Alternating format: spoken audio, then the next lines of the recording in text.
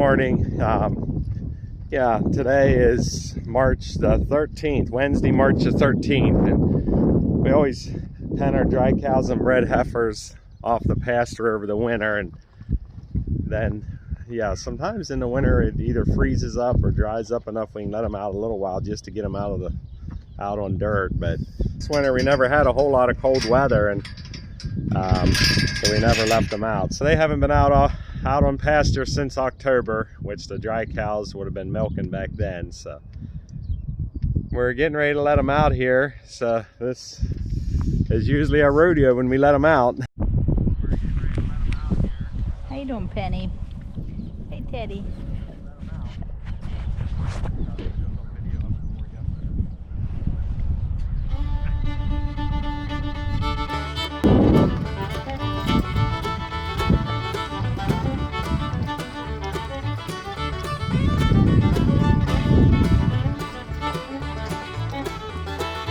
When they haven't been out for a while, man, they run and jump and gallop and carry on, and you can even get an old grandma cow that you'd think didn't have a whole lot of life left to her, and they'll start carrying on. There's probably, I'm not sure, we just moved heifers around this morning, so we put some more bred heifers in here, short bred heifers. There's probably 110 in here right now.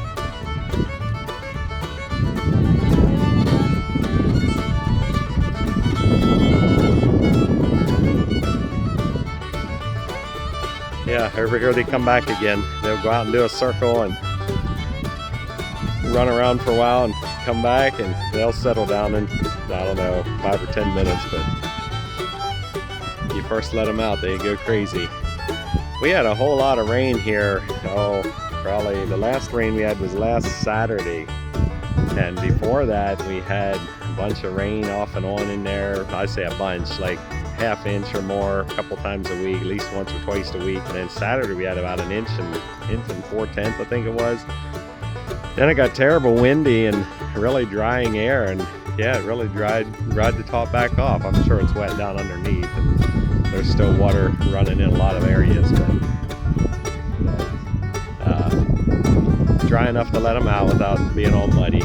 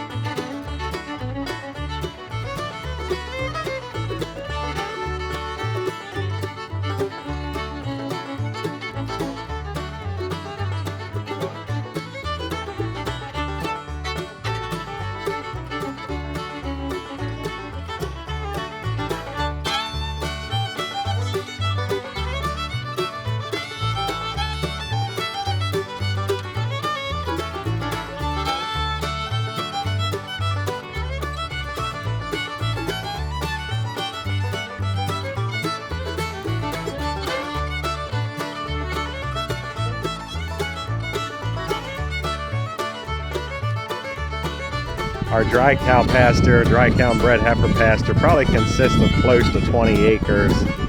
We have a woods out back here on our farm. That's about 8 or 10 acres. They can go in part of that woods, and then, but yeah, right now we have a gate. We can pen them off a part of it. There's not a lot of grass growing yet. It really greened up, or it's really greening up, but there's not a lot growing. So we'll just let them out in this first part.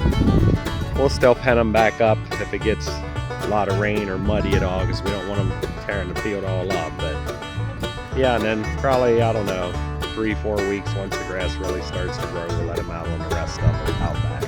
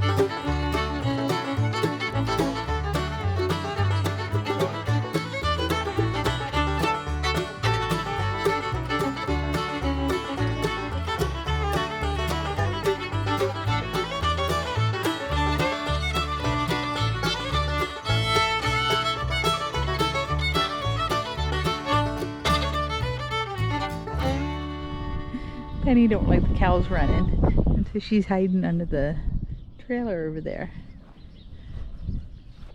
We left our dry cows and bred heifers out this morning. This afternoon here we're letting a group of breeding age heifers out. The one fence was messed up a little bit here at the one spot, so we had to fix that first. But yeah, we got it fixed and there they go.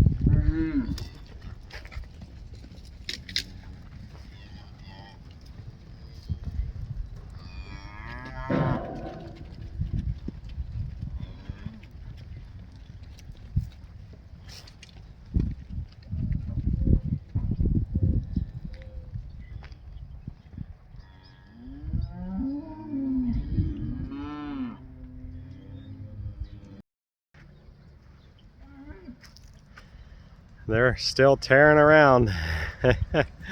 Oh yeah.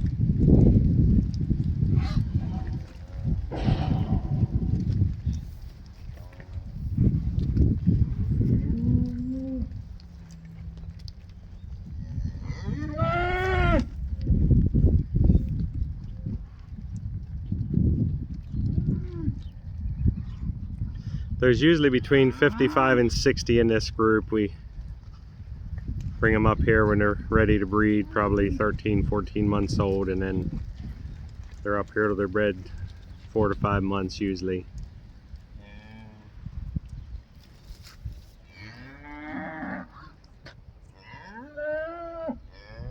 Morning here, and we just finished up milking. We had one more heifer fresh here this morning.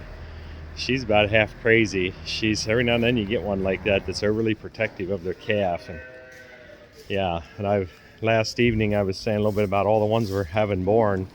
I looked there on our records and we actually had 15 calves born since last Monday. So 15 calves born here within a week. And a bunch of them were first calf heifers that had calves. I've said before that I want to be open and transparent here and show you the good, the bad, and the ugly. And the cow there, this Monday afternoon here, and the cow that we had fresh last evening and had her calf that had the one foot turned under, she ended up pushing her uterus out. They call it a prolapsed uterus, and don't very often have that. I'm not sure when the last one would have been. It's been a long time. I'm gonna guess at least 2 years, but I might be wrong about that. But yeah, you can get the vet out and they'll push it back in, or you can do it yourself. Usually you just take warm soapy water and wash it all off good and clean it all up good, and yeah, and then yeah, you got to slowly work it back in. You got to take your time, because yeah, you don't want to tear it, you don't want to mess it up, but work it back in. If the vet does it, sometimes they'll put a stitch in her there at the back end so she can't push it out, but I've never done that, and I've almost never had them pushing back out the second time. If you really work them down in and Make sure they get back through the cervix right, and yeah, get down in, hanging down in the cavity where they're supposed to be. Then we usually give them a shot of Banamine, which is a steroid to reduce pain and fever, and also put them on an antibiotic so they don't end up getting an infection. And once in a while you'll have a cow that won't breed back when you do that, but yeah, it's part of it. Usually you can save the cow. They don't usually affect them too bad, as long as you can catch them in time.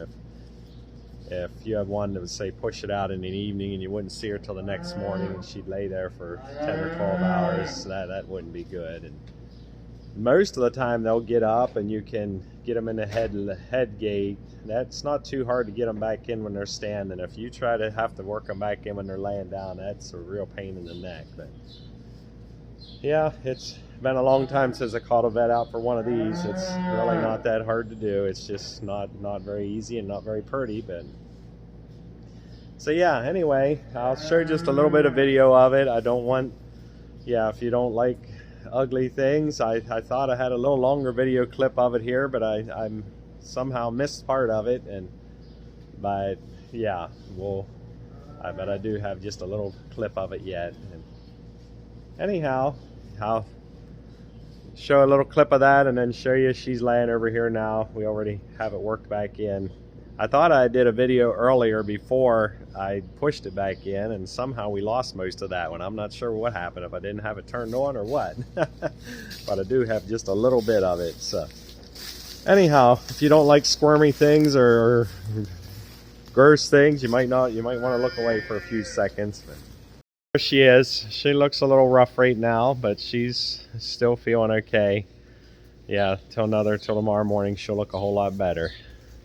Tuesday morning here, and we're getting everything started to milk. But here's the cow that had a prolapsed uterus last evening, and she's looking a lot better now. She still maybe looks a little washed out, but she's alert and her eyes look good, and yeah, she's doing really well, so she should be okay.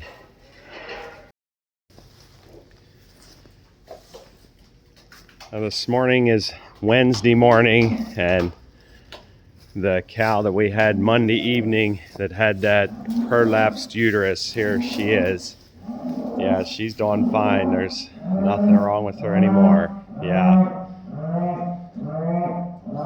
This cat will sit here by the pail the whole time waiting on the milk while the milker's on. As soon as the milker comes off, she knows that she's soon getting milk.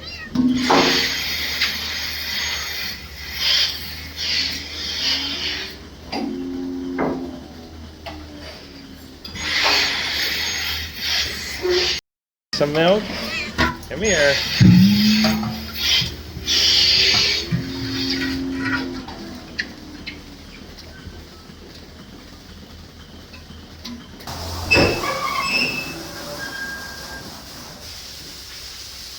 That's what's really neat, when she sticks her head in the pail like that to drink it.